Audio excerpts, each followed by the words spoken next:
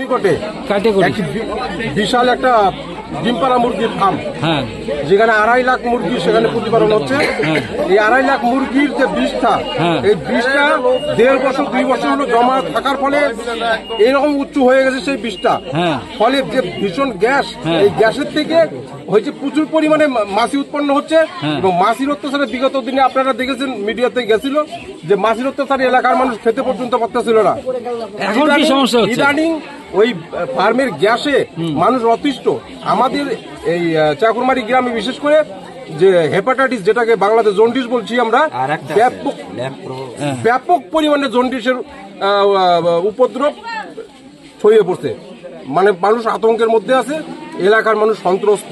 কি চাচ্ছেন এখন? আমরা চাচ্ছি এর একটা যথাযথ বিহিত ফ্যাক্টরি, এই ফ্যাক্টরি না করে অন্য ফ্যাক্টরি করুক, আমাদের কোনো আপত্তি নাই। কিন্তু এই দুর্গন্ধযুক্ত ফ্যাক্টরি এখানে আমরা মানুষ মারা ফ্যাক্টরি দিবেন না, মানুষ মারা ফ্যাক্টরি আমরা চাই না। আমরা এরপরে বৃহত্তর আন্দোলনে যেতে বাধ্য হব।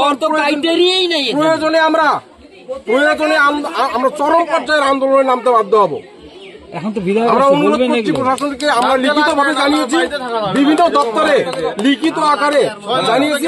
প্রয়োজনে আপনাদের আমি রিসিভ কপি দিয়ে দেবো বিভিন্ন দপ্তরে। কি নাম আপনার? আমার নাম রঞ্জিত সরকার, আমার বাড়ি চাকুরমারি।